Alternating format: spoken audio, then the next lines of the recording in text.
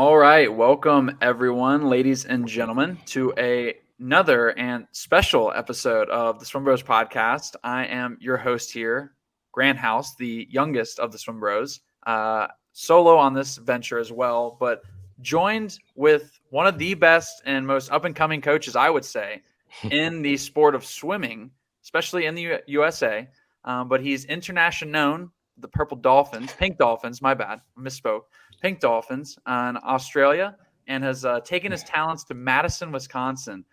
Ladies and gentlemen, I'd like to welcome onto the show Matt Martinez. Matt, thank you for coming. Yeah, you got it, buddy. Thanks for having me. Yeah, my pleasure. There's a lot of things that Matt can share, and I'm really excited to dive in. And so Matt, give the listeners a little bit of the 411 on who Matty Martinez is, kind of background, where he came from. Just let the people know who you are. Yeah, no, I appreciate it, man, and thanks again for having me. Like this is awesome. So because I tend to talk too much, but kind of the Spark Notes version of my journey. So I grew up in the San Francisco Bay Area and grew up swimming summer league. It's huge there in the Contra Costa County. Shout out Round Hill Country Club, the Heat, not the Miami Heat, but yeah, shout out Round Hill Country Club. But yeah, I grew up swimming summer league in the Bay Area and going to I grew up watching Natalie Coughlin, Tony Irvin, watching the Cal Bears swim, watching Stanford swimming. It was amazing growing up in the Bay Area and being part of that swimming atmosphere, that swimming culture. It was just a blast. So I had a heavy influence, looked up to a lot of people over there, and ended up going to Arizona State. So this is the only time you'll see me do this. Except for the Devils. But yeah, I gotta love it because I have a degree on my wall from them. So unfortunately for you, Grant, spent time at other Pac-12 teams that I'll get to in a second, but all good, man. So after I was done at Arizona State, now I didn't swim, but I was a manager of the team for a year. And then I was a club water polo player for a year there and really enjoyed that. Loved everything that ASU has to offer. Let your imagination fly with that. And moving on, coached at Brophy College Prep for 2 years. That well-known is kind of as I'll tell people that don't know about Brophy, kind of the Bulls or Carmel High School of Arizona. So when I was there, we won our 25th and 26th consecutive state championships. And the machine just kept rolling. So that was not because I was in there making them swim fast. Like that just is a prime high school swim program. Helped or use that job. I mean, I was very thankful for the opportunity there, but was able to connect with Kevin Zacher, who was at Scottsdale Aquatic Club, coached at SAC with a young freshman Ryan Hoffer for one season. I wasn't Hoff's primary coach. Again, can't take credit for that, but built good relationships. Knew Hoff from that point. Taylor Ruck was there, actually in the group that I was working with then, so that was a lot of fun. And then I graduated from ASU. So moved back to the Bay Area for about 9 months and was trying to figure out what I wanted to do with the rest of my life. So ended up getting the opportunity to be a grad assistant at St. Louis University. So had my master's from there and coached there for 2 years. That was the first time I got into college coaching and loved it. I mean, that was one of those things. Actually, Kevin Zacher was the first person to give me that advice, I guess. And I had lunch with him and he said, "Where do you want your career to go?" And I said, "I like club. I like college. I kind of want to get into college." And he said, "Matt, like you're at this age," I think I was 23, 24. And he said, "You got to do college now. Like if you ever want to do it, get into it now. Because if you get too old, you get into club coaching. It's just very, very challenging to only be a club coach and go directly into the NCAA. That's not always true, but at that point, pretty standard." So was able to coach a SLU for a couple of years. We had a great time. I love those guys and those ladies there. That was a fun time. And then got linked up with my man Aaron Bell at Notre Dame. Worked on a great staff over there for a year. Coached a lot of really fun kids. Was a volunteer there. Young coaches, word of advice: grind. In your early career, just grind. I lived in a bedroom that was no bigger than a prison cell.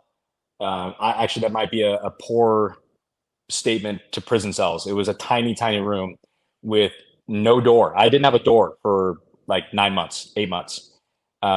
Fortunately, was able to get a paid job after that, and I was a full-time assistant and recruiting coordinator at Binghamton University in upstate New York.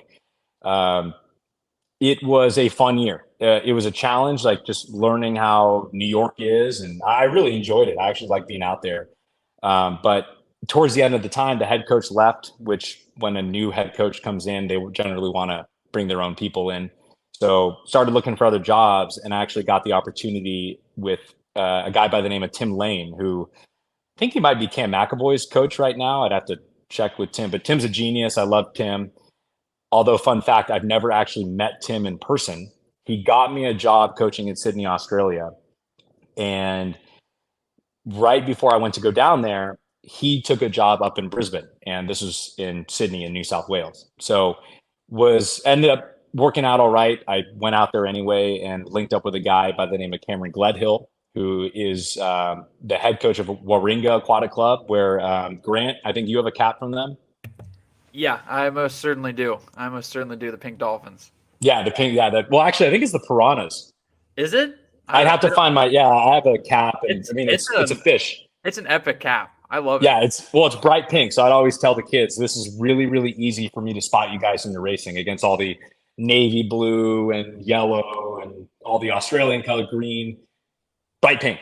So It was awesome. I really enjoyed that. I hadn't coached young kids. I was probably coaching my main group were the like 13 and unders, and that was a blast. Love working with them. I love the families. I was out there for about 6 months or so until March of 2020. And you may have heard of COVID. Yeah. So, vaguely.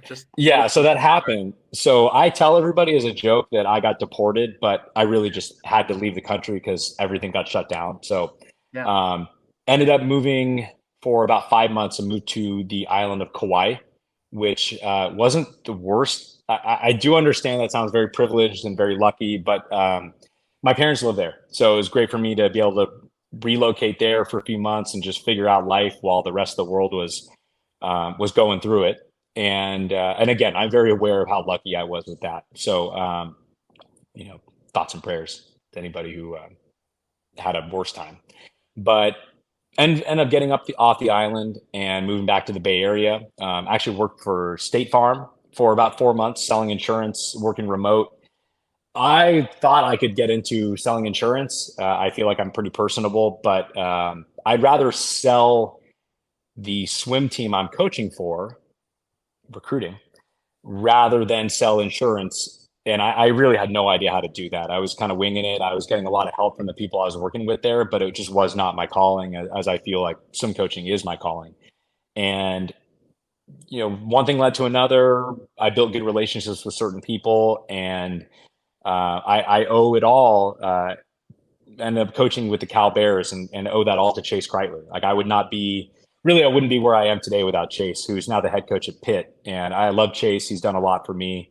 And I had a Zoom with him to kind of interview while I was in Hawaii. And they actually, the volunteer that got the job ahead of me, or I guess was first in line, was Roman Willits, who is now followed Chase to Pitt. Hey. So yeah. So congrats on that job. I texted you, Roman, as well. But yeah, congrats to you, Roman. Really shout out to Roman. Yeah, always, man. Love my Bear volunteer assistant alumni. So him and Kevin Rapine at SC as well.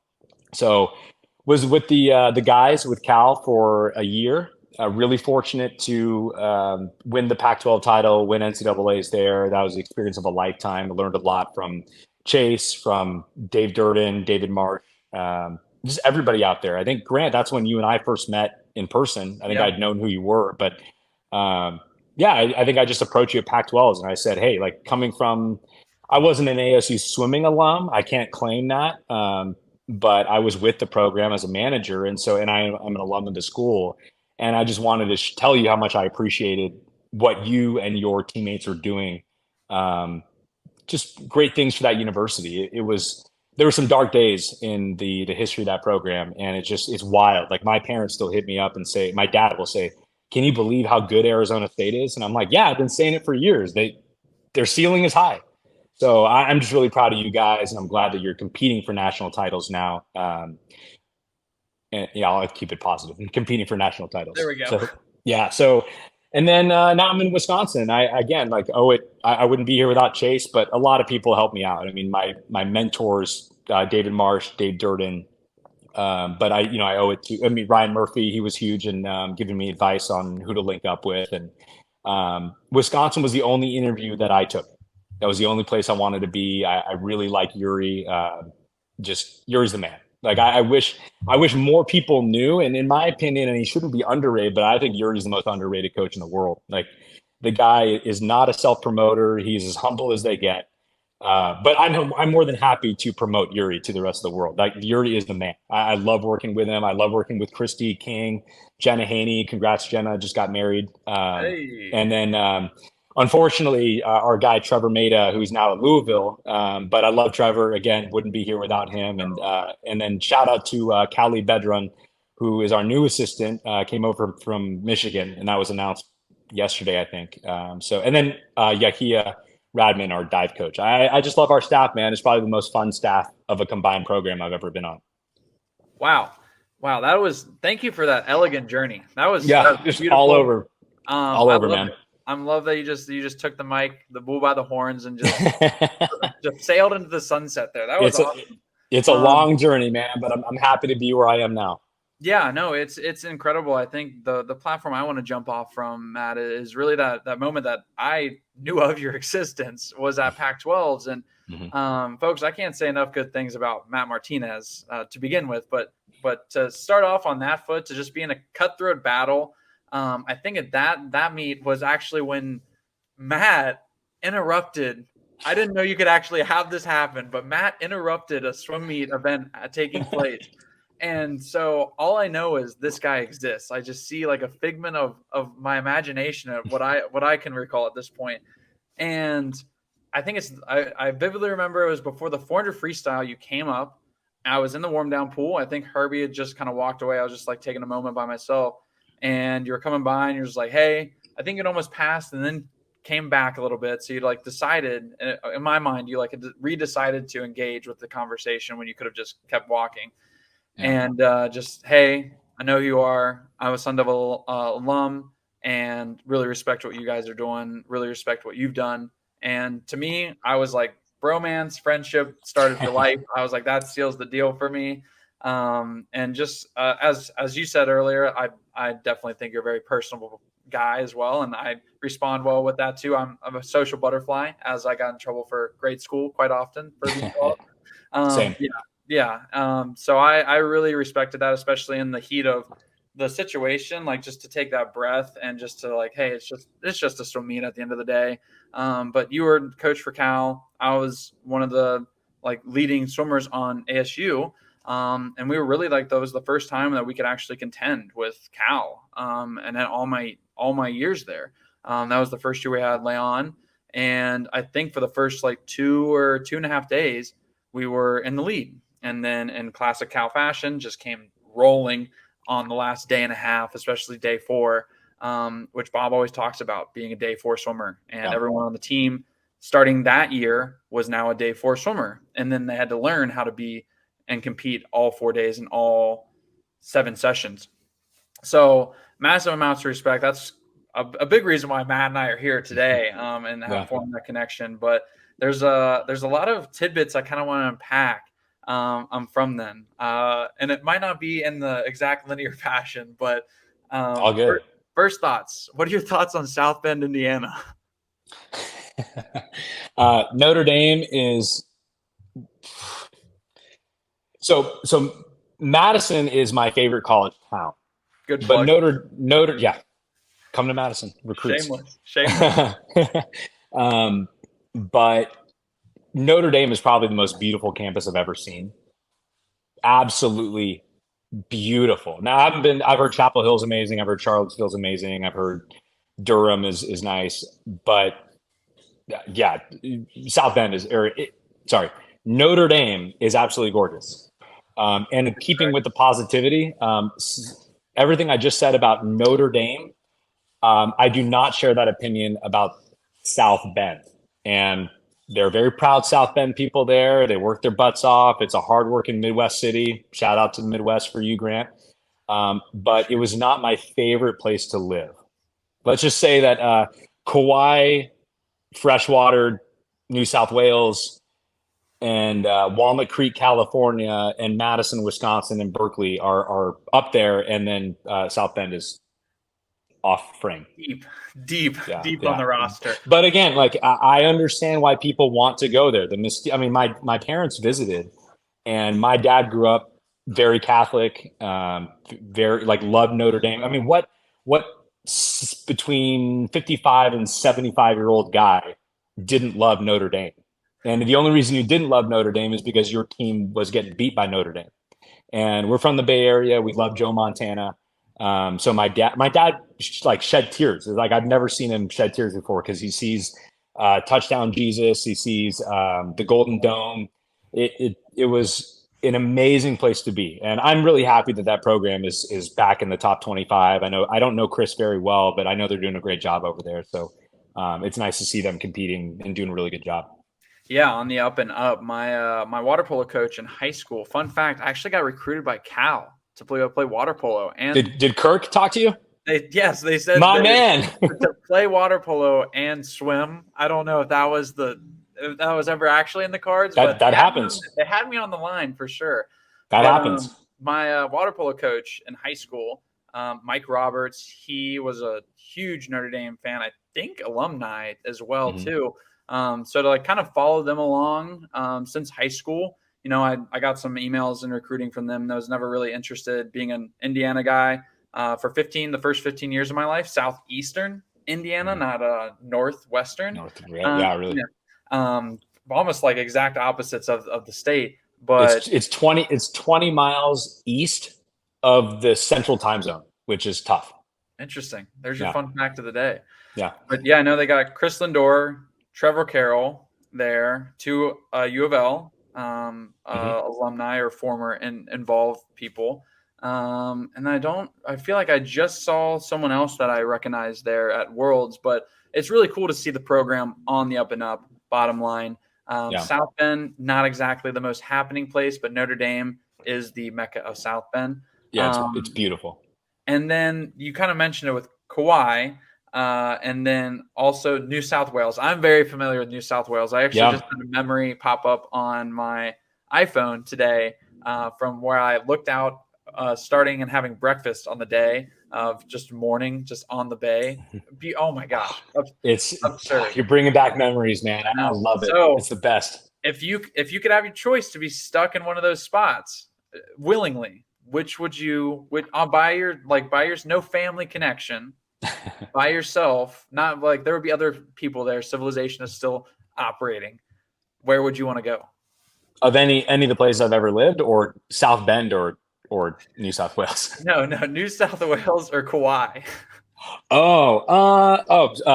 Freshwater for sure. I love Kauai. It's where, I told you before we started recording that my fiance and I probably an hour ago set our wedding date, August 10th, 2024. Yay. Shout out Sarah Tomas, my lovely fiance. But we love Kauai. It's a very special place. My parents live there. But it's not a super happening spot. It's a very quiet, very sleepy place. Very relaxing. The most relaxing place I've ever been. We just got back. We spent a week there. We got back a few days ago. But yeah, like without question, 11 times out of 10, freshwater New South Wales. It's the best culture I've ever seen. It's the best swim culture I've ever seen. It's although I say good culture and a very positive culture. If you have ever seen the show Big Little Lies on HBO with Reese Witherspoon, Nicole Kidman, etc., they play these very wealthy, like South Bay, like San Francisco South Bay moms, and all the drama that goes on there. It's a very good show. Watch on HBO if you were above age, because it's got some intense content. But it's actually it was based on a book that was written by a woman that writes about the area that I was living in New South Wales. So there is a lot of money there. There's a lot of very successful, very financially successful people. But the parents were unbelievably supportive. I'm still in contact with a lot of people over there. We talk on Instagram all the time. I mean, a week doesn't go by that I'm not having conversations with people from, I just call it Sydney, but really New South Wales, or they call it the Sydney Northern Beaches. It's the best place. I love it. It's the best place. Yeah, I can 10 out of 10 Yeah, confirm that. Yeah. It was my favorite place I've ever been in the world. It was the first place in the world that I've actually visited and said I could live here definitively. I want to go back as soon as possible. And it is just immaculate, folks. To wake up there on the couple days that I got to, it was just breathtaking to say the least. And Matt is not underselling it. Quick lane line rating though, 0 to 10, Big Little Lies. What are we rating it? And no rookie scores. We can have the 0.6 lane lines too. Big Little Lies. Well, it's a big, I'm not spoiling anything. It's a big twist during the show. It's one of those twist ones. As a first time watch, because I wouldn't say it's super rewatchable necessarily, but as a first time watch, I'd say 7. If Eastbound and Down is a 10 lane lines out of 10, I would say The Big Little Lies is 7.2 out of 10. Okay. Very good, very entertaining, but I'd knock some points off because the rewatchability isn't as great. Whereas, like, I'll sit down with my fiance and we'll watch Eastbound and Down just because we feel like it. Yeah. I mean, how could you be upset with Kenny Powers? Kenny Powers, baby. Any day. Swim Bros podcast, just unanimously, even listeners, huge fans of Eastbound and Down. So huge fan. Yeah. Great reference there. And appreciate the honest rating as well too. So I might have to check it out. 7.2. That's pretty admirable. It's good. It's good. Yeah. It's intense, but it's good. Yeah. And so you mentioned this when you were kind of going through your journey as well, that area, Sydney and New South Wales, I would assume as well, one of the best swimming scenes you've ever been in. And so I'll kind of let you riff on that and add a second part to it, is, why is that? But also there was a pretty heated debate after World Aquatics Championship this year of who won the meet. And I want to hear what your thoughts are on who won the meet, and if there was a outright winner of the meet between USA and Australia, or if there's another winner that you thought came out on top of both of them. Well, I'll ask you this.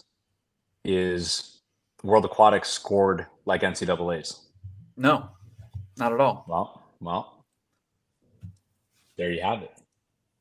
It's not who has the most points. It's whoever wins the most gold medals. Who's the best team? The most gold medals, not just the most medals, most gold medals. I mean, when you look at, I think actually that there was a big controversy at the Beijing Olympics too, because I think China had like 110 total medals and the United States had only like 100 medals, but the United States had more gold or something like that.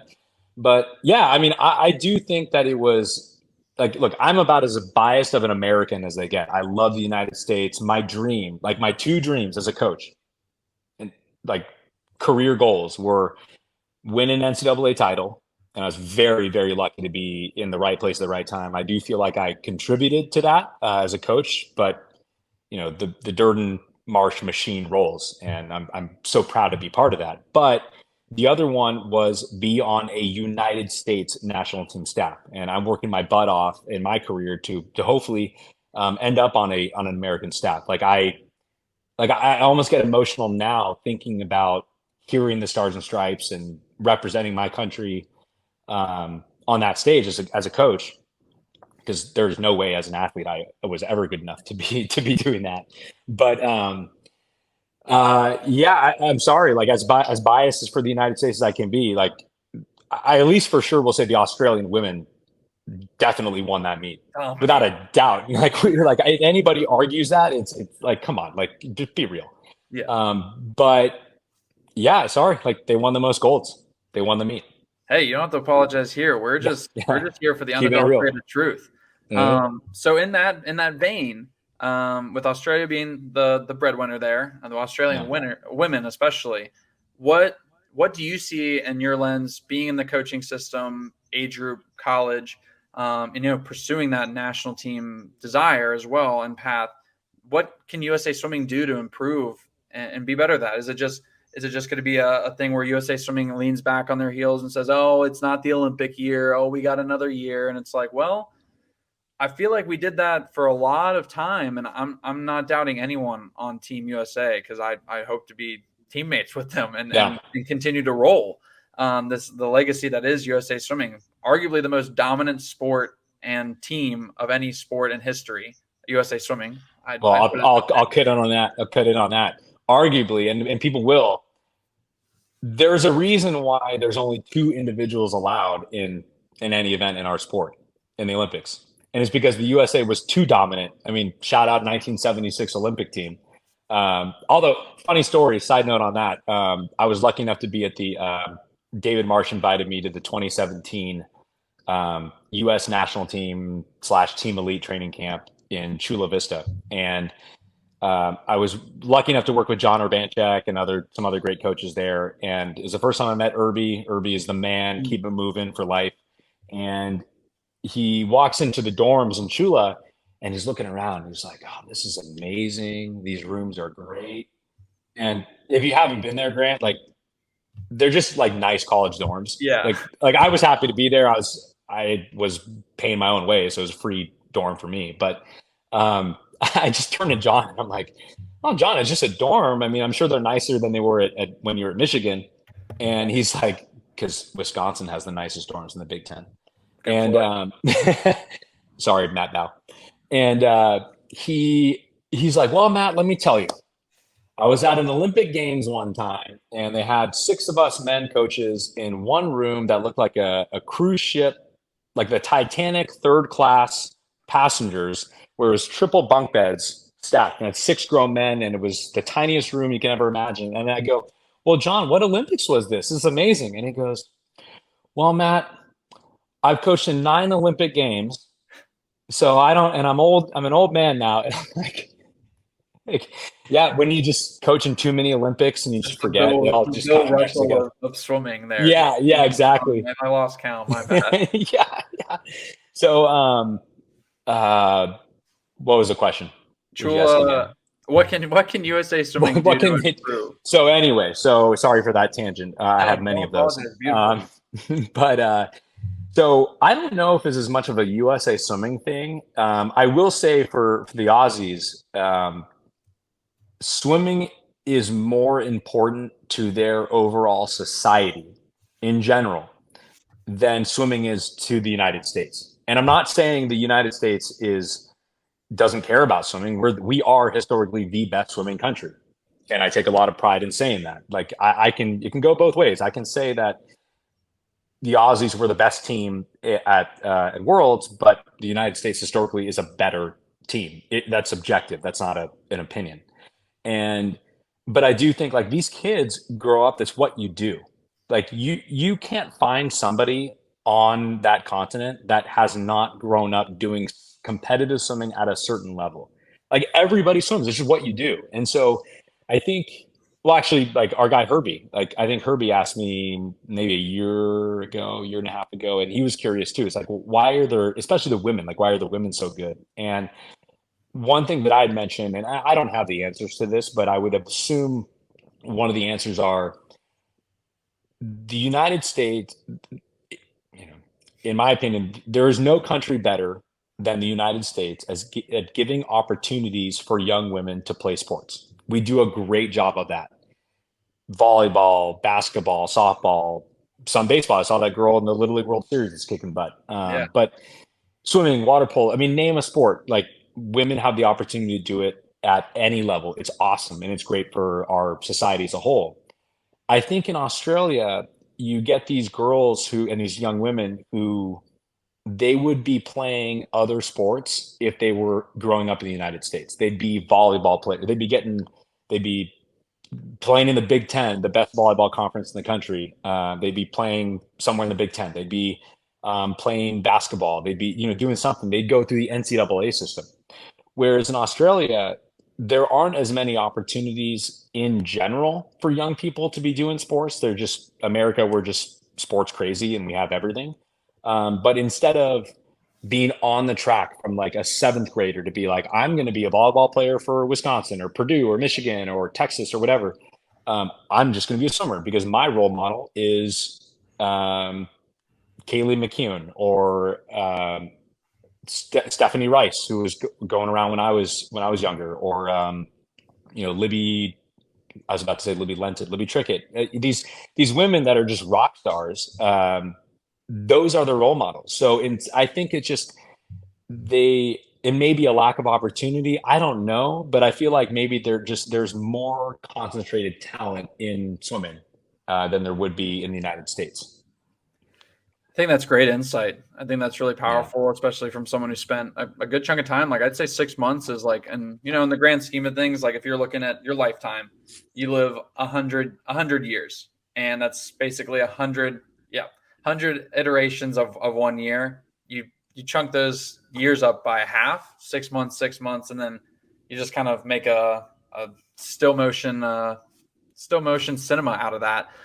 6 months is adequate time to kind of understand that and then apply it into what you're doing and how we can improve. So I appreciate that input. And I think like that's more like especially on the women's side, it makes more sense because we have more opportunities here. But I think with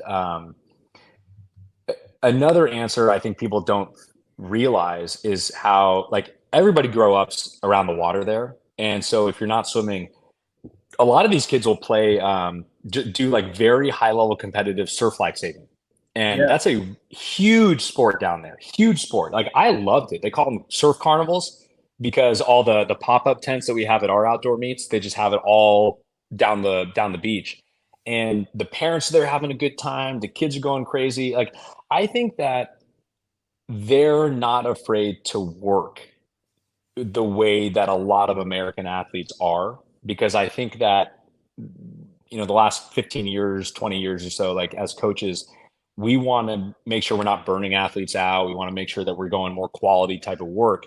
And I think a lot of people are getting afraid of, or became afraid of doing the grinded out work, and to quote Urbanchek again, like work works. And so I think that they do a lot of the work and they're not afraid of the work, but it's not like they're doing 10 grand every day in every pool workout. Like, for example, I was coaching this girl there, and she had to miss a Saturday practice, and we're like, hey, what's going on? What's the problem? Like, why, we don't miss workouts. And she's like, oh no, like my sisters and I, were doing like a 5K open water swim from like the tip of Freshwater Beach all the way to the end of Manly Beach. And it's like, well, cool. There's your work today or that day. You don't need to be at pool swim practice. You're getting your work in. And so, like these surf carnivals, these kids, and they're like 8 years old. So it's actually you watch the older kids, and they're like getting after it. Like they're really, really impressive. And just grinding. Like they swim 200 meters out to a barrel, and then go around it. It's like an open water race with our big inflatable buoys. They have like a barrel that's weighted there. But you see like the 8-year-olds, and they get up to the waves on their boards, and they just get crushed and slammed down. It's pretty hilarious to see these like little kids, and like you see the kids like they'll cry, but then they like wipe it off and they go back into it. They're tough, man. They're really, really tough there. So I think they're not just bogged down with a ton of pool work.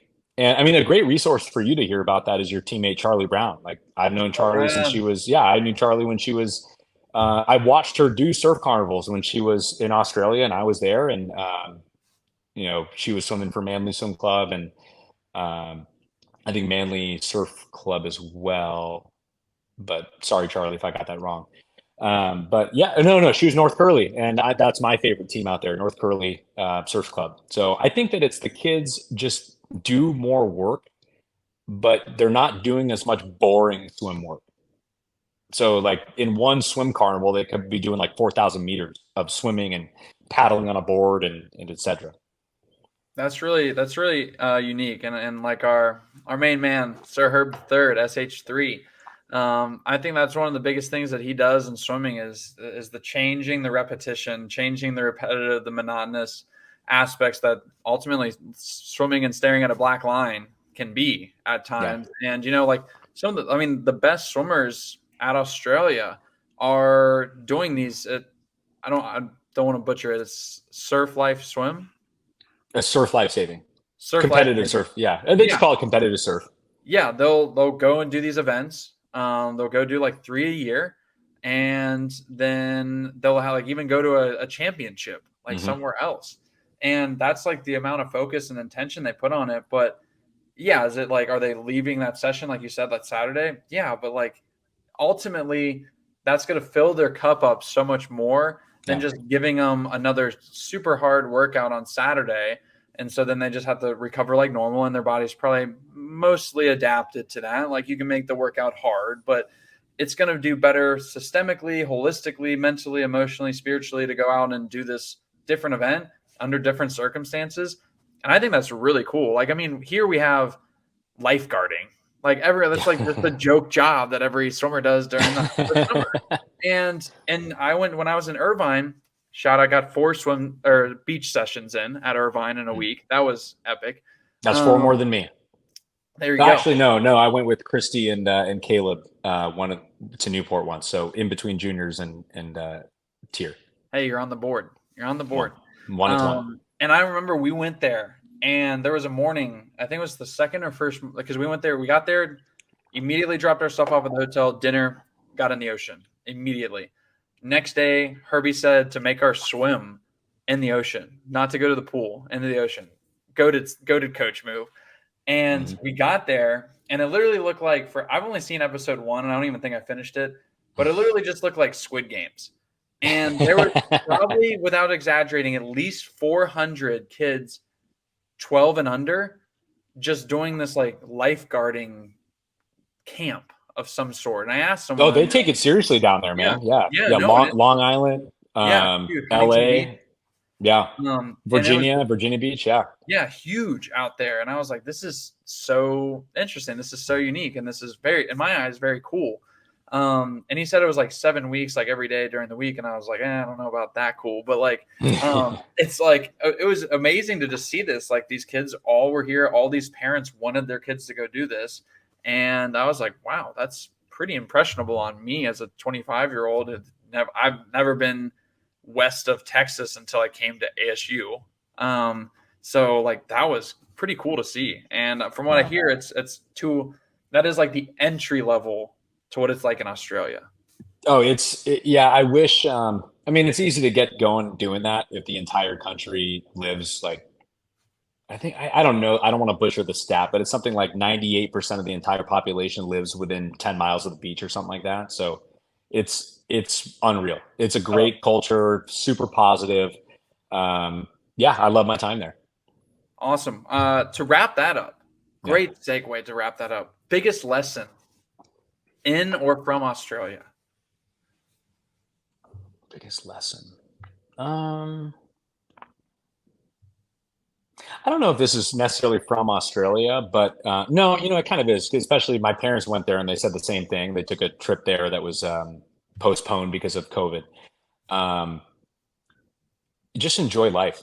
Just enjoy it. I mean, I think, and that really made an impact on me, not only as a coach, but as a person of just not taking things too seriously, like knowing when to lock in on your work when it's work time, but also be able to make fun of yourself, be able to be sarcastic, be able to have fun. Like we'd have a hard time getting kids to go to practice on Friday nights, really usually the younger kid groups, but we'd have a hard time on those Friday afternoons because that's like their big day for the parents to let loose. Like that's when they go out. And so I'm sitting there like there's only 10 kids out of a 40 kid group here today. What's going on? And the assistant goes, "Oh no, it's because the parents pull them out because they want to get going. Like they just hang out and go out on the town and the kids just hang out with their parents." So it's a great community. Everybody, I mean, yeah, it's just an awesome place. I mean, everybody seems pretty happy. Very, very positive culture, very receptive to Americans. They like Americans there. lot of foreigners there, actually. A lot, not just Americans, but just a lot of people. But yeah, I'd say the biggest lesson learned is just enjoy life. It's easy to when you're living out there, but yeah, it just enjoy life. Yeah, that seemed to be the case when I was out there from every person, every location, and every spot that I was on, and all 9 of the beaches that I drove to in 45 minutes. Hmm. That was awesome. So yeah, Yeah.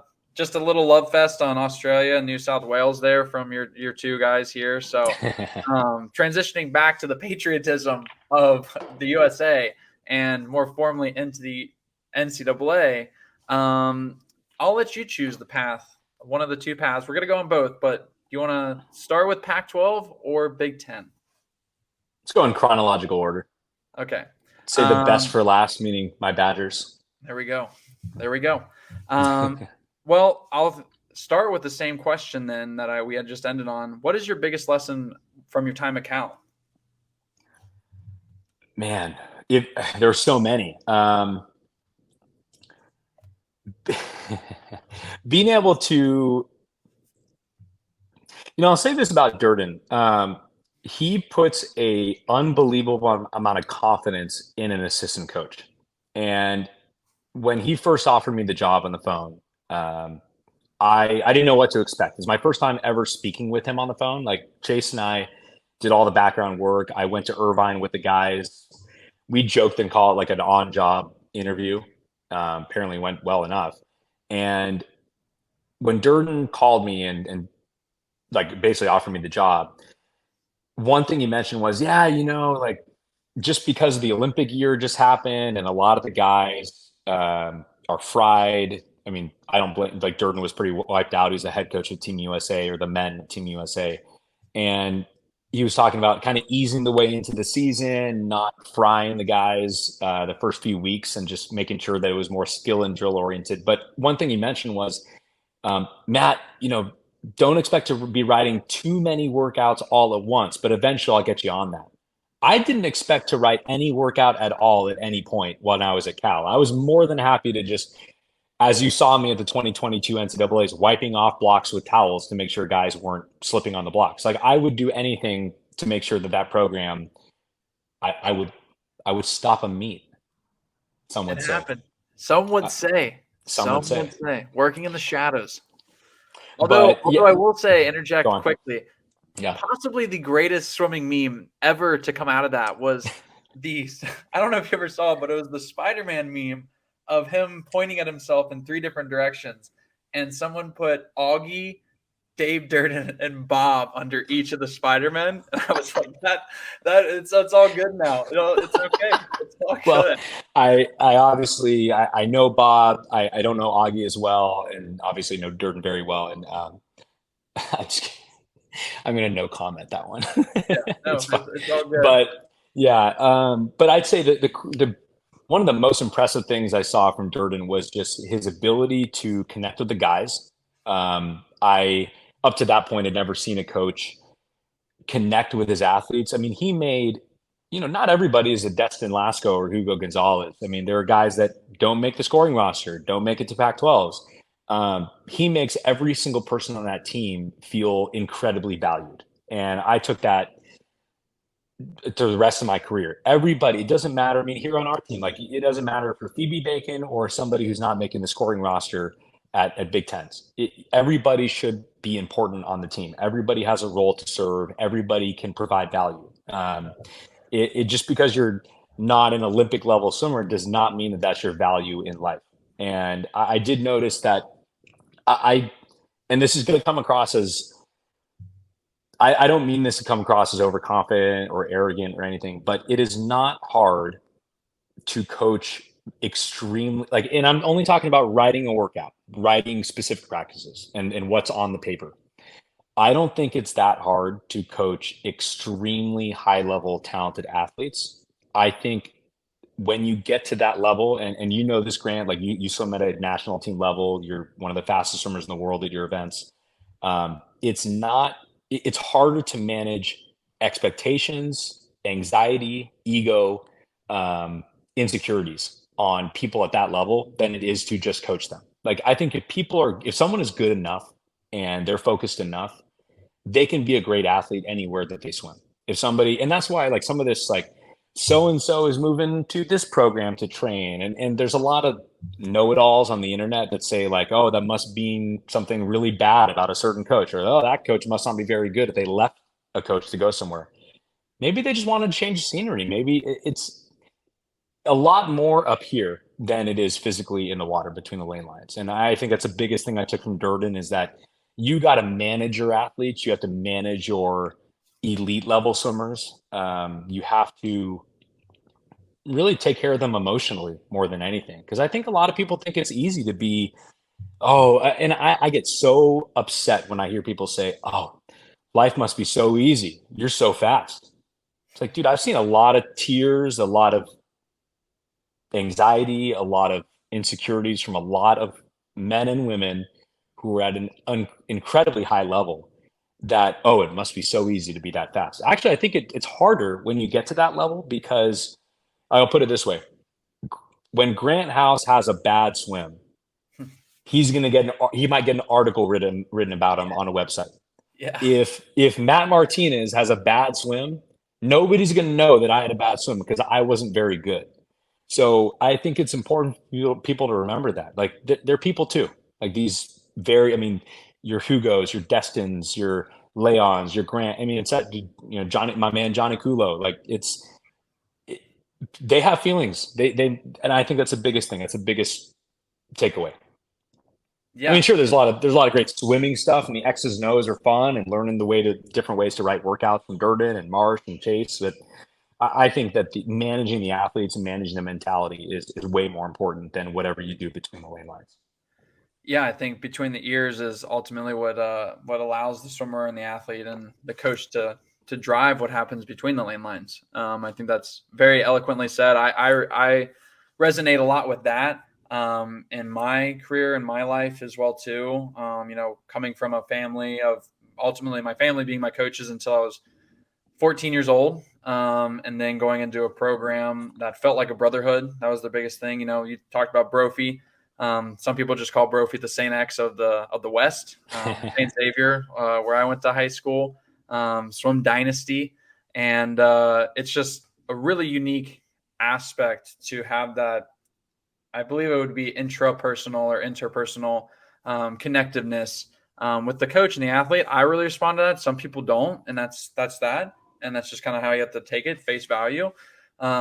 But I really think that there's a lot that can be gained, like the intangible aspect of that dynamic between the coach and the athlete. And really, like I've been told I'm 25 at this point. At the recording of this podcast, When's your birthday?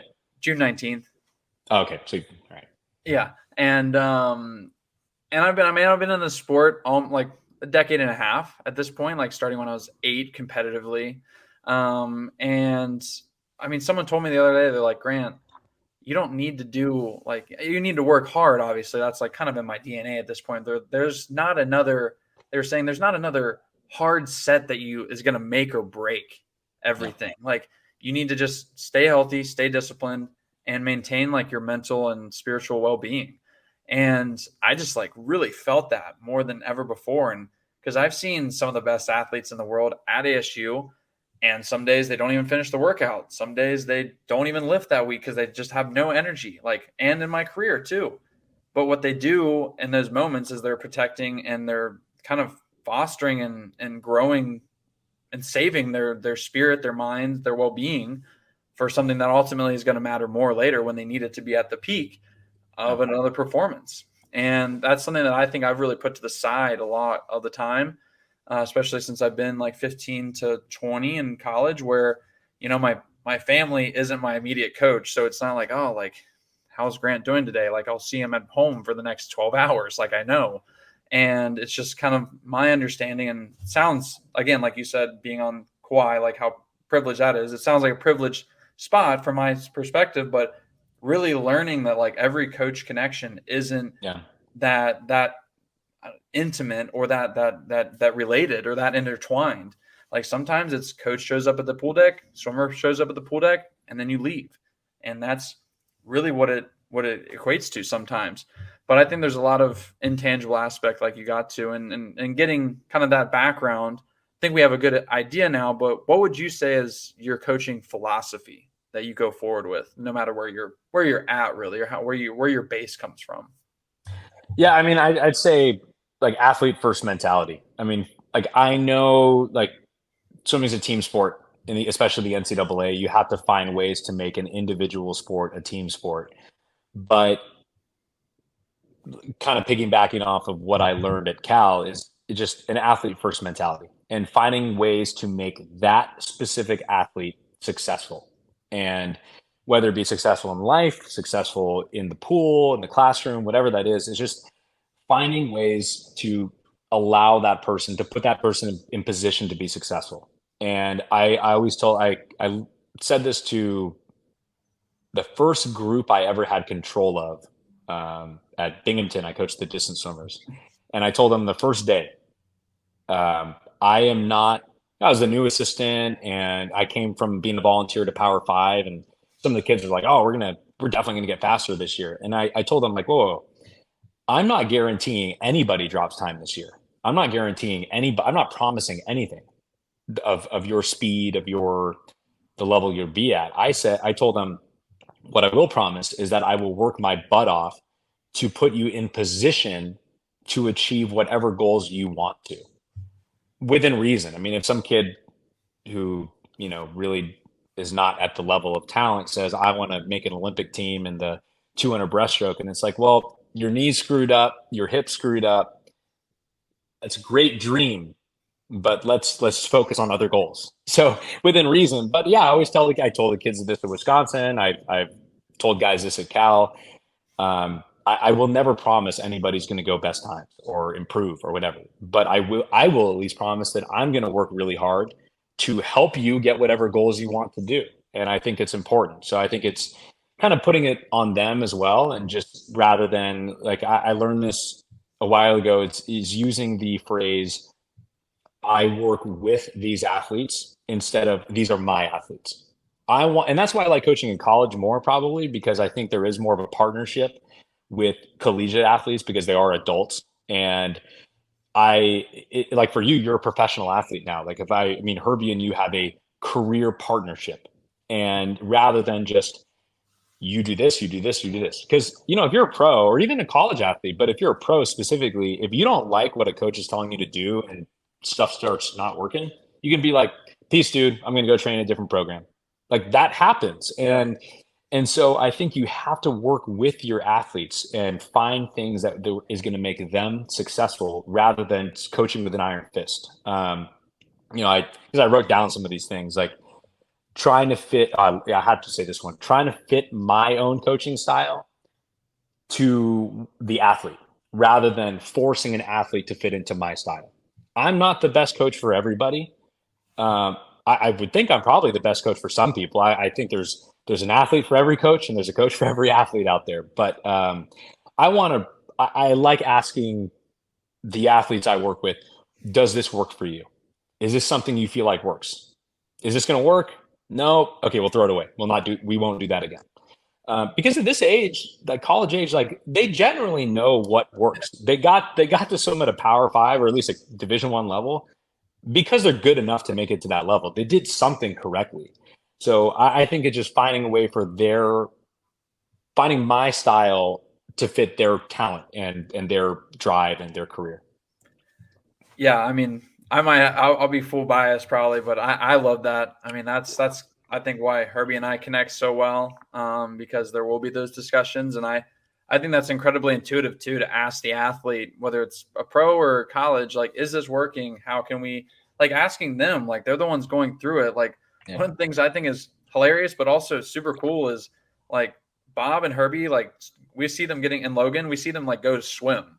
And then Herbie, oh yeah. And then like Herbie will do like his own workouts sometimes. And like he'll swim and like he's like, oh yeah, I did this workout like on different, like less reps or more interval, like whatever it is. He's like, but I did this like on Wednesday. And it's like, oh wow, he's like, he has an idea, he's going through it with us. And there's that like empathy and that connection. And I just think that's so underrated now and kind of lost in the sauce, if you may, of like all the data and analytics of like, oh no, this should work. Like it works. But like the thing that not a lot of people will remember is in exercise physiology, there are literally people that are responders and non-responders. Mm-hmm. And that's where the individual aspects come into play.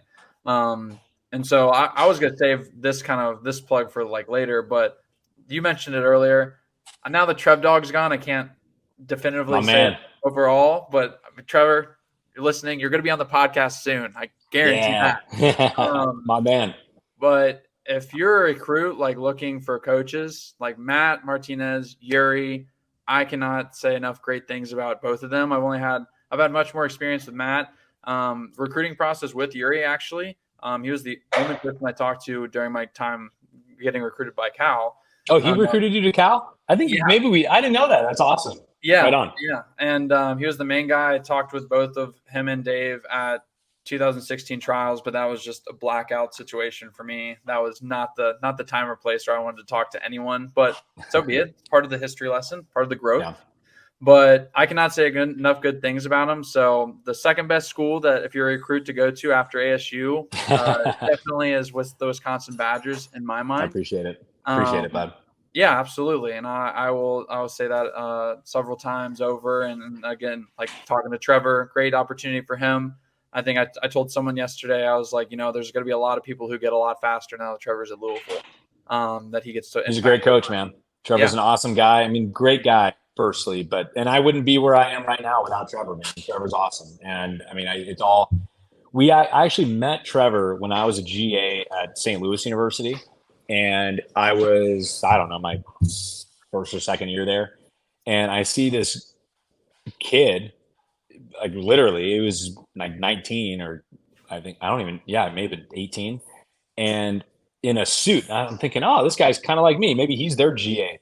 And I just introduced myself. He's wearing a suit at the Atlantic 10 championships, and he's with St. Bonaventure. And I introduced myself. I love networking when appropriate at meets. And I just introduced myself, and he told me who he was, said that he had I think it was a back injury that cut his career short. He was a good swimmer, but ended up having his career cut short. And his coach asked him if he just wanted to keep being involved and stay in the sport. And so he said yes. And that's where Trevor's career started. So we ended up meeting each other again in the fitness room, of course, in the fitness room of the Graduate Hotel in Minneapolis. And anybody that swam anybody that's been to that NC's there or swam at Minnesota knows the most convenient hotel in swimming history to a venue, with the exception of the Hilton that has the bridge across from the Omaha. I think it was the Quest Center, and I don't know what it is now. Yeah. But we met there, and Chase Kreitler actually reintroduced us. I think I was on the treadmill, and Trevor was on a bike or lifting or something. And Chase was like, "Yeah, you guys should definitely know each other. You guys love lifting weights." and Chase is like, "Yeah, Matt loves like doing a lot of bench and squats and stuff, and you guys would definitely be friends." So I turned to start talking with Trevor, and we realized that we had known each other, but like 5 years prior.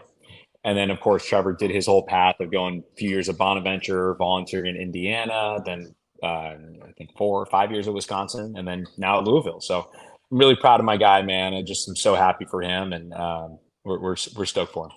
Heck yeah. Swim Bros, big fan of Trev, and all the best to him there. And man. He's now out of the Big Ten, but I want to stay in the Big Ten for my last couple of questions before we get into our staple segments. Mm-hmm. But the Big Ten, obviously, we've had a lot of change. The Pac-12 essentially folding, and a lot of people jumping ship to join the other conferences.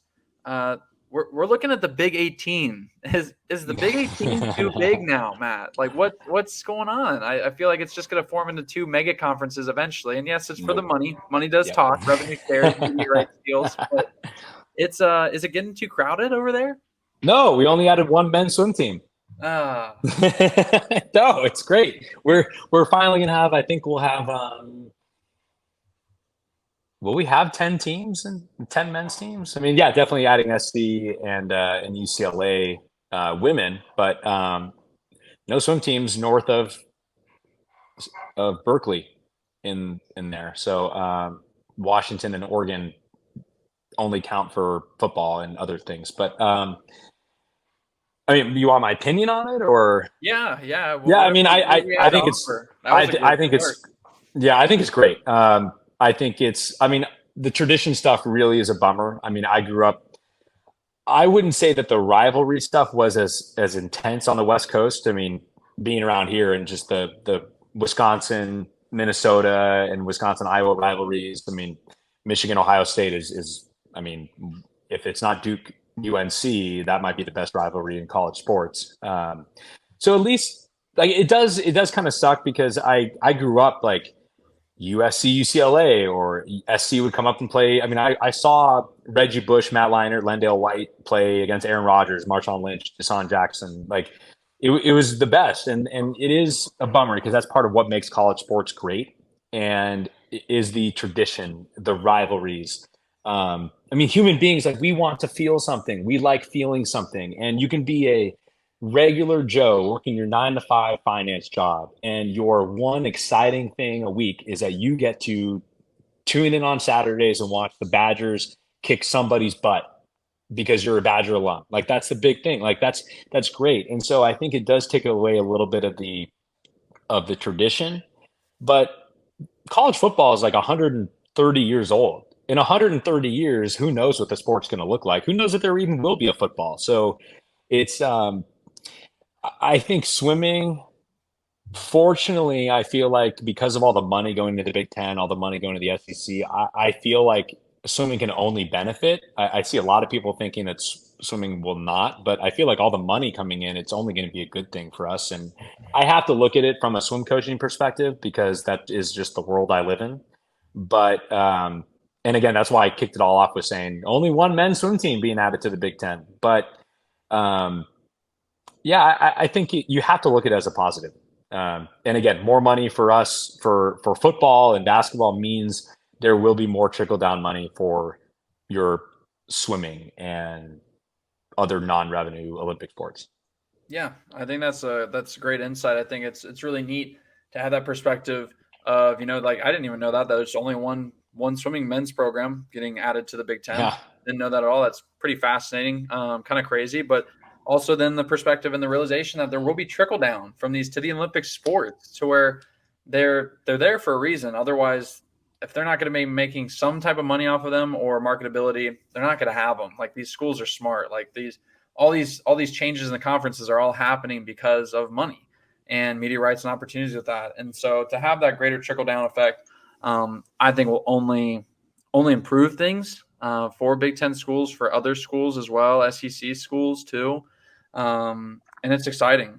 It's exciting for sure. And within the Big Ten too, you have a fellow former Bear coach, Matt Bow, now yeah. at Michigan.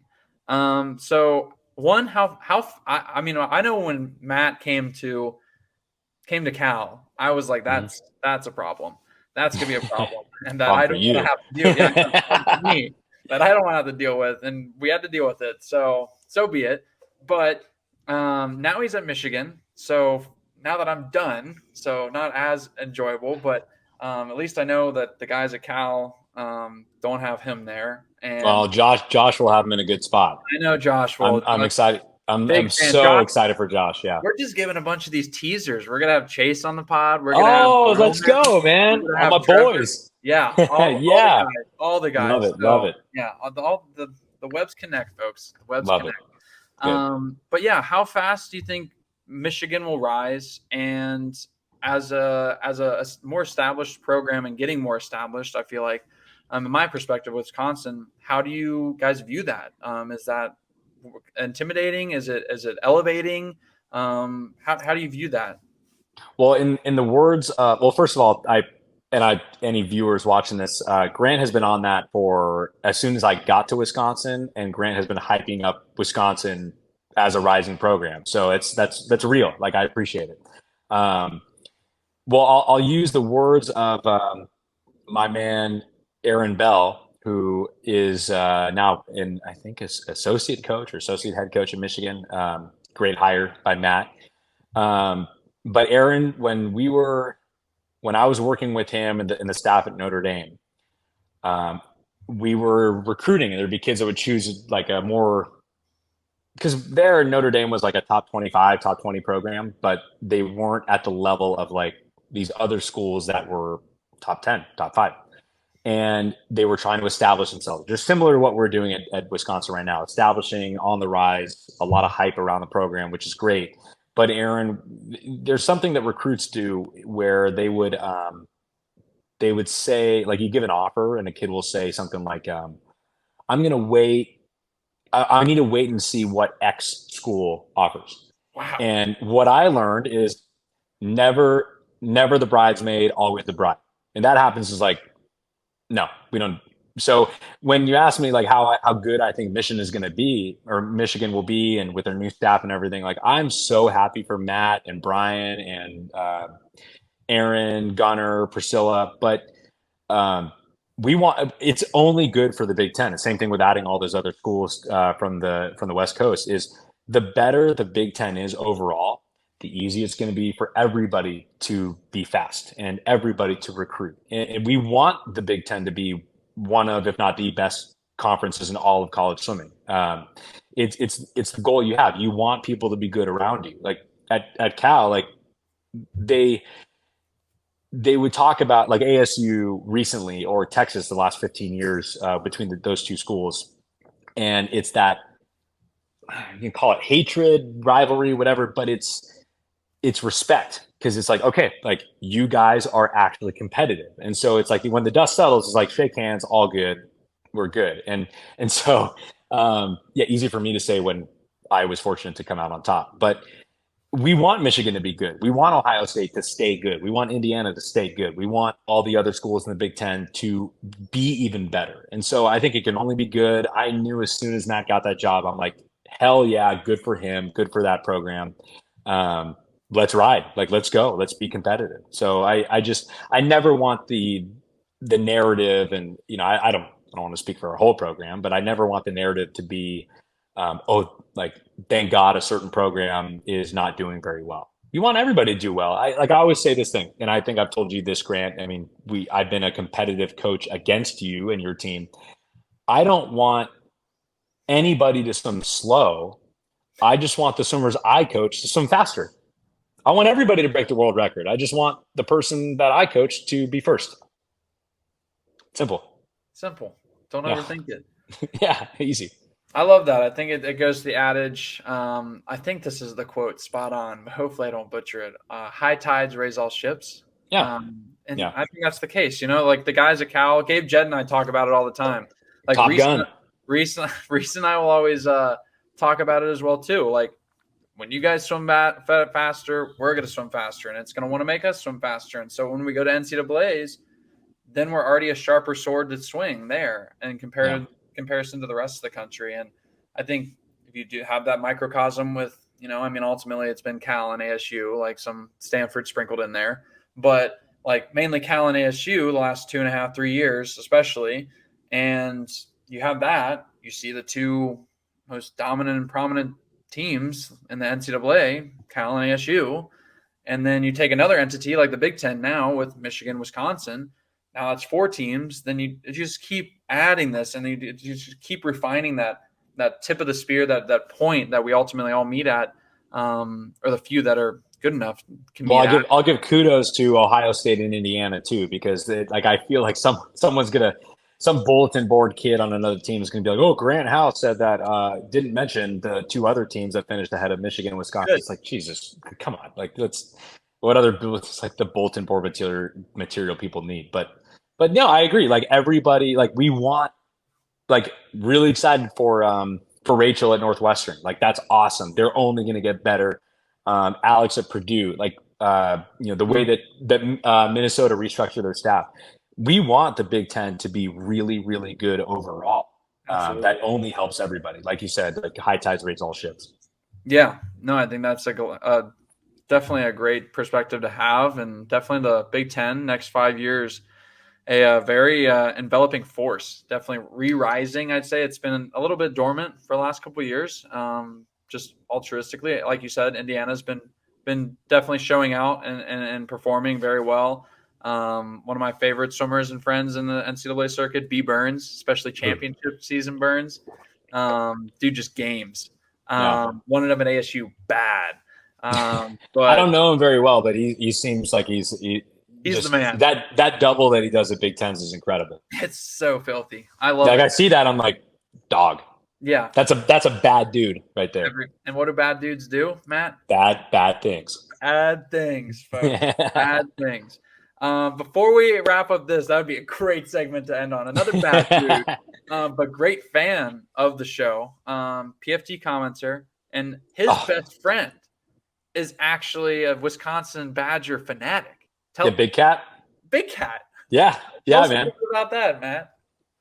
Well, yeah, I think you didn't even know that when we were before we were recording. So I have to find a way. I got to get in contact with Big Cat. I got it.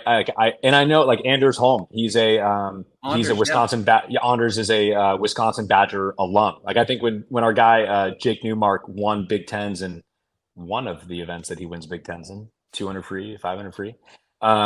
But which is funny because Jake is like, you would never know that he is that he's as good as he is. I joke to him sometimes. I'll be, Jake, when you're done with your swim career, would you be very content to just like move into the mountains and open up a tattoo parlor at some random town? He's like, it'd be pretty cool.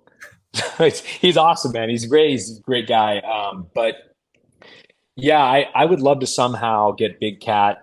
Big Cat, if you're listening, we'll get him in we got to get him on in a Badger Speedo or a Badger brief suit. I don't want to plug a company that doesn't sponsor us. Yeah. No free ads. And but it could be a tier brief, a Speedo brief, an arena brief, a Rocket Science Sports brief, a Blue 70 brief. But yeah, that would be cool. And I think I asked you earlier today, like when you redrop that episode, I got to see it with PFT. Like that would be so sick. Yeah, I'd love that. I thought my dog might need to go to the bathroom, but Big Cat's a huge Badger fan. He's, I think, from the Chicago area, but went to UW. But yeah, I know that they're both. Well, PFT went to James Madison, I think. Mm-hmm. But Big Cat's one of the biggest Badger sports supporters there is, and they run the most. If you run the second most famous swimming or a sports podcast in the world, they're close first. Yeah. And so it would be cool to get Badger Swim&Dive shout outs on the biggest sports podcast in the world. We might just have to have a round. This might be the precipice because when Big Cat hears this, he's going to reach out. When PFT hears this, he's going to reach out. And Anders, he and I track back. After my freshman year of high school, I won 2 events or something like that. And I think I went like a 19.7 in the 50 freestyle, and I never went under 20 point until my senior year again after that. Disclaimer. Dude, LeBron James has never broken 20 points. So you have that. Definitely hasn't. He definitely hasn't. Hate to see it. Some kind of love to see it though. There you go. But Anders tweeted at me. We had a little back and forth. So nice. Hey, we'll get a little roundtable, Wisconsin roundtable. That'd be yes. That'd be awesome. That'd be amazing. Let's do it. Go Badgers, man. Yes, sir. So to wrap up, we're gonna do our normal segments. Our listeners are familiar with this. We got our hot takes, our lane line ratings, which we've already kind of teased a little bit earlier, and then our segment brought to you by Kirk Cousins. You like that? So I'm excited about this. I'm pumped up. Matt had the sheet ahead of time. He did the legwork, folks. He prepped for the podcast a little bit. So, Matt, let's start with some lane line ratings. Let's do it. What do you got first on the docket? 4x50 relays in the Olympics. Yes. How many out of 10? I mean, I know my answer. For me, 11 out of 10. That would be insanity. That would be insanity. Let me see what else I got in here. Wow, I love that. I love that one. Suiting up for dual meets. Are you gonna Am I ask? asking you these? Like, I have some, but like, is this a I back and just want to forth? hear I mean, I want to hear your ratings of these topics that oh, you okay. I threw that one out there. I'll say 5 out of 10. sounds like 10 an out of 10 if average. both teams are into it. 0 out of 10 if only one team is into it. But what if the other team brought the suits? They just didn't put them on, Matt. I don't know anybody Oh, that does that. I've never been. interesting. I Interesting. personally, I've never been currently involved with a staff that or a program that does that. So Hmm. I don't know what you're referring to. Huh. Similar to But athletes, that would be crazy if that happened. it I've would never be heard of that happening, but it would be crazy if it did. weird. Weird. Athletes say some Yeah, crazy things, and I guess athletes say yeah, some crazy things. they do. I would rate that if any team did it, because I think dual meets need to be taken more seriously throughout the Yeah, year. And so I think they should be suiting up for darn near every meet, but also swimming different events. I think athletes should be swimming different events, and at a higher caliber throughout the year. yeah.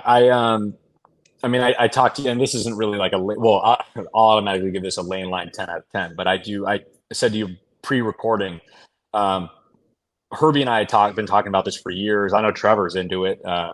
More coaches should be. Um, do a mid-season dual meet tournament. Make dual meets matter.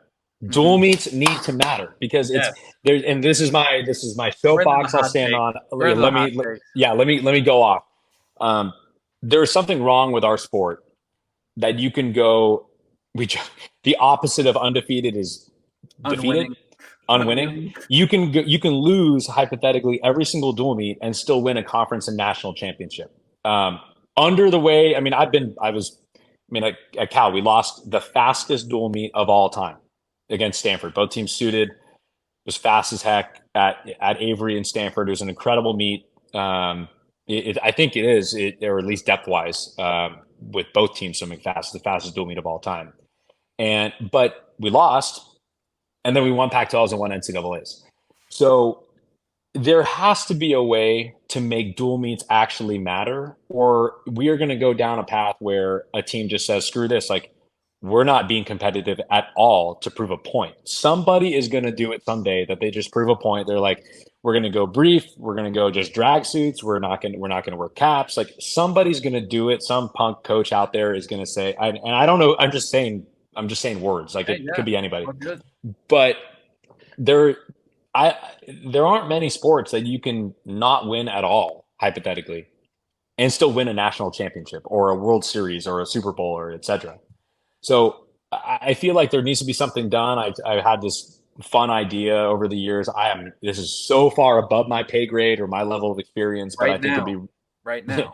yeah, it'd be really cool if we had like a dual meet tournament, like a midseason dual meet tournament. Every college team goes to a midseason meet already.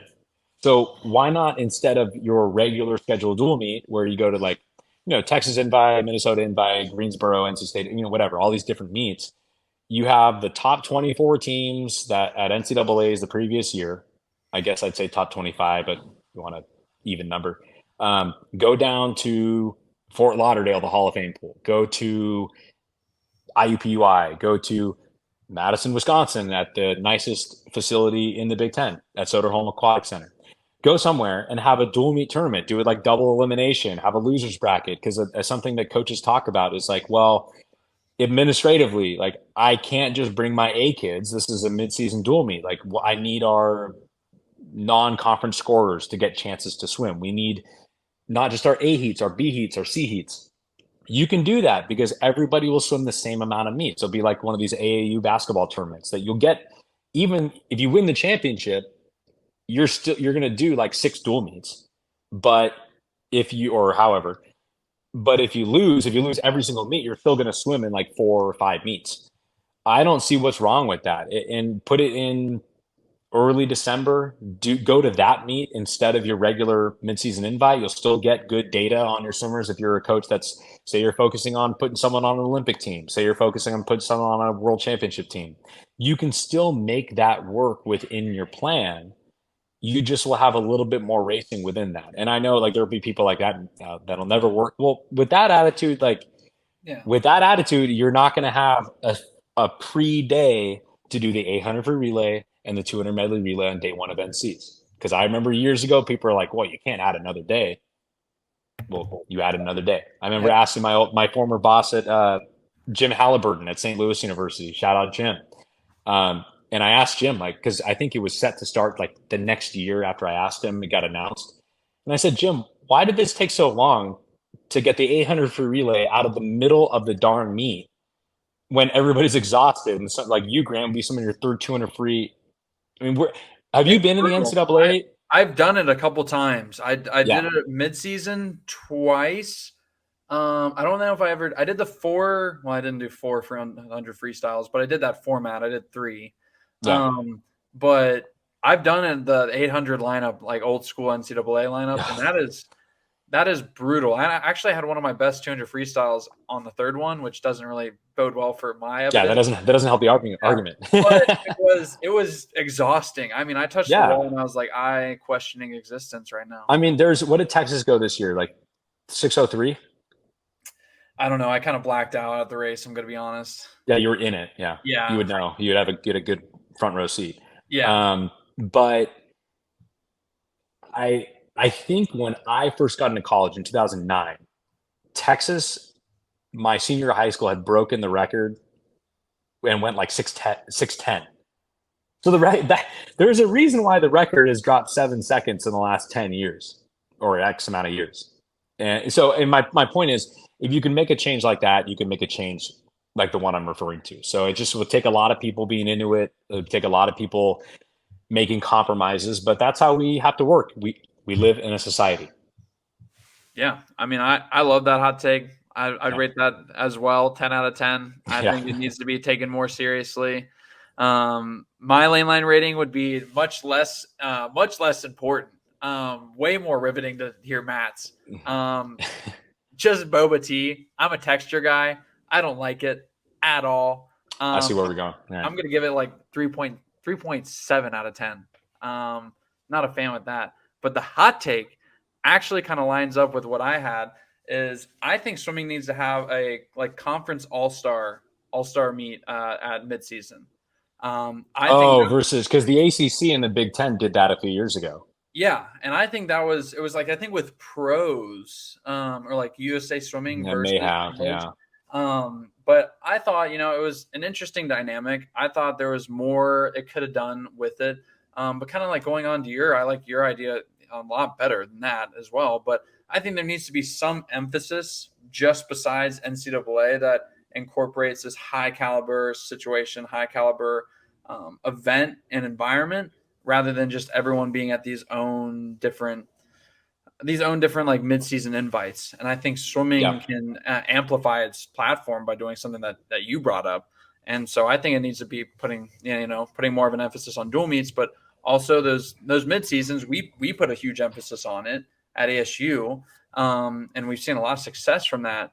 But I think it's different when like you said, like if there's a team that ever does this, and I really have to commend Wyatt Collins and Carson Foster at Texas, because I'm really close with Carson, and from what it sounds like, him and Wyatt have really pushed forward the Texas initiative to race faster more often. Mm-hmm. And before, I mean, when you said like, yeah, there's going to be a team that loses every meet, I don't know if they lost meets, but they certainly were not swimming fast times throughout the year in every dual meet and briefs. And I think that's just a testament. At the end of the year, they'd win national titles, or they'd be in contention for it. Number 1, number 2, number 3, whatever it was. Like they'd be rolling people at NCAAs, and they just basically fall out of bed for all their dual meets because it would be against. I mean, their conference was like 4 teams deep, so it's just like they could just do that. And at the end of the season, they knew they'd perform. So it was like, why should we care? But we need to care because it's just going to keep raising that elevation and level of competitiveness. Well, it's finding ways that aren't dumb to make the sport more exciting. Like I've heard a lot of people say, like, do underwater races, do kickboard races. And it's like, that's not real swimming. But what you can do, like something that I think I brought up to David Johnston. I think one thing would be cool. So in our sport, people love talking about workouts. People love talking about whether you're a drop dead sprinter or I need to do 10,000 to work out distance swimmer and anybody in between. People love talking. Oh, did you hear that this person did this? Did you hear that? Oh, hear what they average on 10 300s on 4 minute best average? Did you hear what this guy did on 350s fast from the blocks on 10 minutes? People love doing that.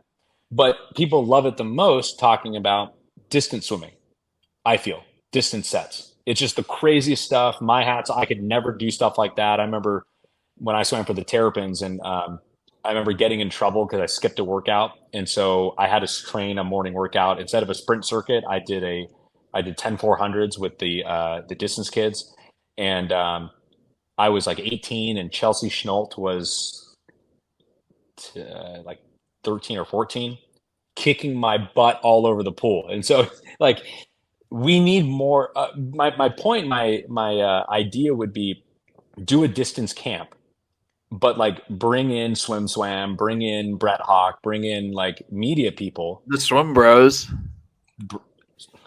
That's understood. Oh, okay. I was a given. Yeah, I didn't know. We'll be hosting the event. We'll be hosting the event. Yeah, there you go. And so, but do it where like it's a week-long camp and have all these guys and women doing just the most ridiculous sets and have it like, David with Charlie Clark and Yeet Aslan here at Wisconsin, or those dogs at NC State. Like, I don't know, like say no, like whatever, like it's not a real thing anyway. So, but there's nothing wrong with throwing ideas out there. But I feel like that'd be really cool. It's like, okay, guys, today we're gonna warm up, do all of our set, and we're doing 10 300s all out on 4 minutes best average, suited up. And just stuff like that every day. And I think it'd be really cool. I think that a lot, like talking with David, I don't want to put words in his mouth, but I do know that guy loves to train. I mean, guy's an incredible athlete. And I think that someone like him would love it. And I know that other guys and women who like to train like that would probably have a good time with it. I just, we got to get away from this fear of showing people our cards and losing to people in a workout or losing people in a meet. Like, it can only help our sport if we all get together and do stuff like that. Like, a national team training camp can't be the only time that you get these very, very high level people all getting together. We got to do more often. I mean, you look at the Aussies were, I don't know, I wasn't involved, but the Aussies did a relay camp first. That's all I'll say about that. So I do think that like a distance camp idea, but televise it, stream it, like do stuff that's going to make it exciting. People would watch that. If anybody who's probably around my age, like you probably don't remember the original flow swimming. I know like that's what Garrett Rockwell, he worked with them. Yeah, so it's that was like the glory, in my opinion, the glory days of swim media, where it just like is when YouTube was just starting, and you would just hear about fast swims. Like growing up in Northern California, I'm like, man, there's this guy from Tucson in my grade in the high school class of 2009, Herbie Behem, that just went 19 in the 50 free as a high school kid. Like, who is this guy? But you wouldn't be able to see it because there were no high school meets that were televised or streamed. And then so you'd hear about Jimmy Fagan breaking the national high school record in the 50 free. You'd hear about it, and then like the next week you'd get a flow swimming video of it.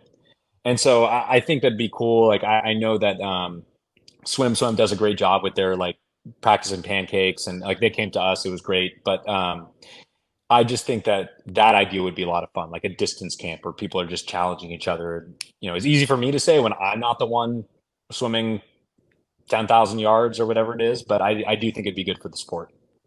Yeah, I think on a more systemic level, like once you see people, whoever isn't or is invited to that, think about the people who see that and then how much perspective changes of like the ceiling and the floor both raising. Yeah. I think that would just change everyone's perspective and really reorient what's possible and what people think they need to do. And it's not a one size fits all, but I think you'd see a lot of times where people are like, wow, didn't even know that could happen in a workout. Or two, I didn't even know, like, this is the standard. This is the standard of excellence. So I think that's great. I love it. I look forward to hosting the event eventually. I'll have David Johnson on the podcast, and my man. We'll talk logistics. Oh, great dude. David's such a He's good out dude. in Mission Viejo right now. Yeah, with Mark. Yeah, with the swim team. Will Deland. The swim team. Yeah, literally that's the club team name. Reached for that one. But Godspeed to him, DJ. Hope you're doing well right now. And yeah. And so our last topic will be a You Like That. My You Like That, actually, I scrapped what I was gonna have. Came from a call with my father on the way to the podcast from today. And he told me that he was at a job interview. I believe he's 66 years old. Still going to job interviews. Still doing a job interview. Got the job offer at the interview, and then told me that he was thinking about getting back into swim coaching as well too. Love it. Like, Dad, this is awesome. Like, he already has a constant job. He does too. He swims a mile every day. That's awesome. Whenever he goes to the pool, swims a mile. And I was just like, I just called him because I was just coming from the Kia dealership. I was like, yeah, oil change, tire rotation, we're all good.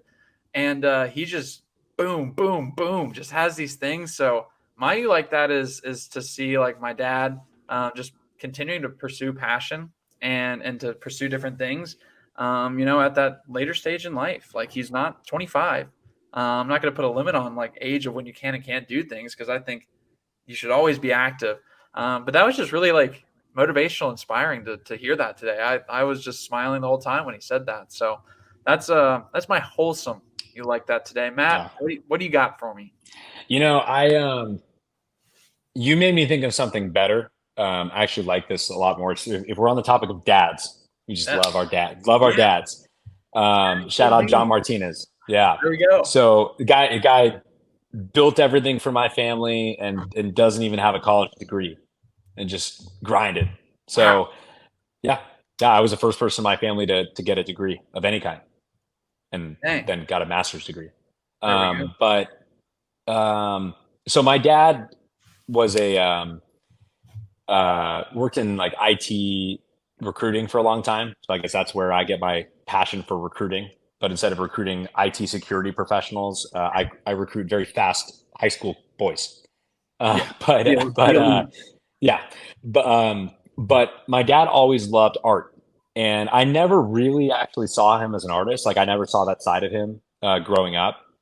He just grinded away in his job, never really was doodle. Like, I'd see him doodle around sometimes. I'm like, wow, I didn't know you had any skills doing that. Well, when so I mentioned we recently got back from Kauai. Well, what we did on our vacation after Irvine Juniors and Pro Series, my fiance Sarah and I, we flew back to the Bay Area. We flew back to my childhood home in Walnut Creek, and my parents. Whenever you move out, I mean, I'm 33, so it's my room has been long converted into whatever space they need it to be.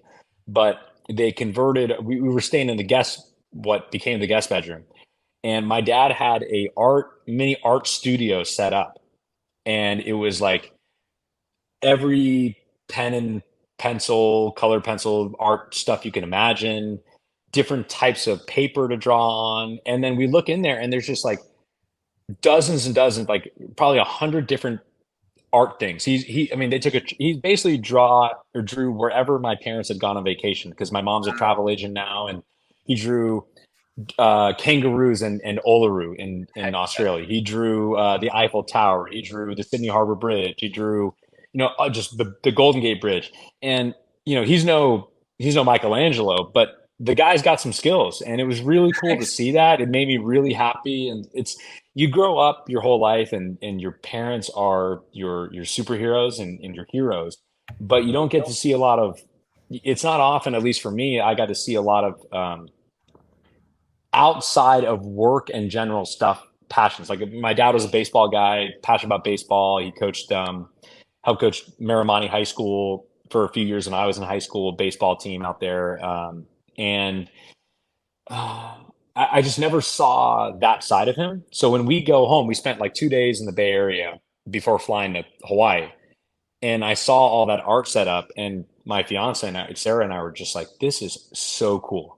This is awesome. So that's very wholesome, kind of like just going to get me emotional, but it was great. It was cool to see that. So that's my you like that. Just dads following their passions. Look at that, buddy. Like Dude, handshake through there the we go. computer. That's awesome. I Yeah. love that. Like finding like your dad's hidden passion for your dad. Yeah. That's so cool. That's so Yeah. cool. And And I see knew him that he go like did that. going through that, going with Yeah. Yeah. And I knew that he liked to do that. My grandma, when she was still around, would mention that, but I never saw that side of him really. So it was very, very cool. That's awesome. And what was the school that you said your dad did baseball coaching for?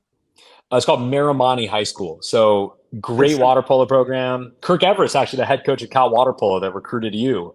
He played there, and then he played polo at Cal and won national titles as a coach and a player. this is wild. My dad went to a high school called Marymount. Marymount. So like it sounds like Look you're at like yeah, like dads, man.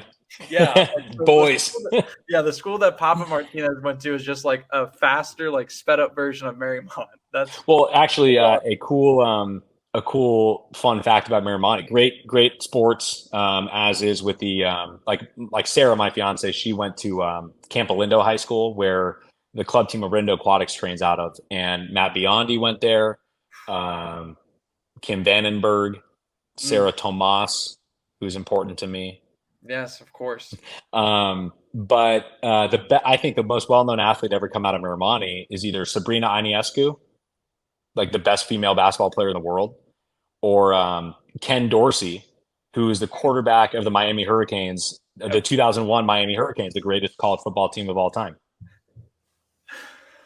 Man, we really came full circle. Was that the same team that played Notre Dame?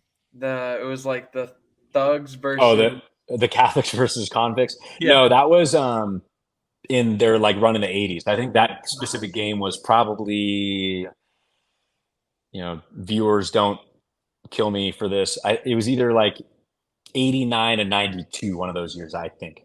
Gotcha. Sports buff. Yeah. Sports buff. Yeah. Well, Oh, I love it. That's me, man. what a wholesome way to end the show. I know, man. It's great. Matt, I'll have you stay on for a little bit after we end the recording here for the listeners. Yeah. But I appreciate you a lot. This is awesome. Lots of content here. Lots of I appreciate action for the listeners to get engaged with. I love this. I hope everyone enjoyed it as much as I can. Matt, do you have any parting words for the listeners here today? Go Badgers. Go Badgers. Yeah, Devil always, Badgers man. here. Devil Badgers here on the podcast. And everyone, thank you for tuning in. Hopefully this last trip back to the pool, and maybe a double session. Who knows?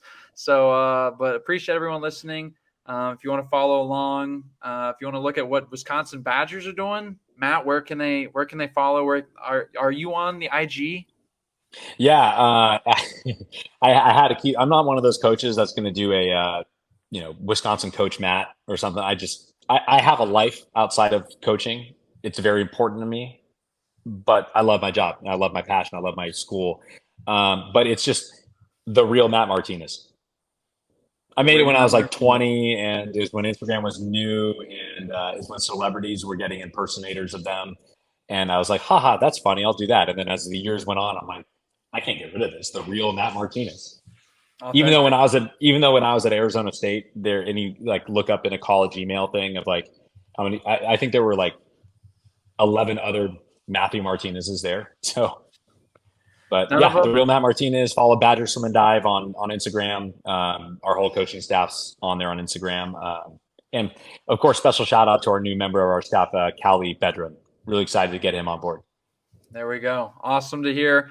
You heard the man. Hit the follow. Follow your guys here at SwimBrosPodcast. Follow me at pretty much any social media thing, mitochondria_house. I still can't believe that's a real thing, but we're rolling with it. Thank you, everyone, for listening. And don't forget to live life daily. Thanks.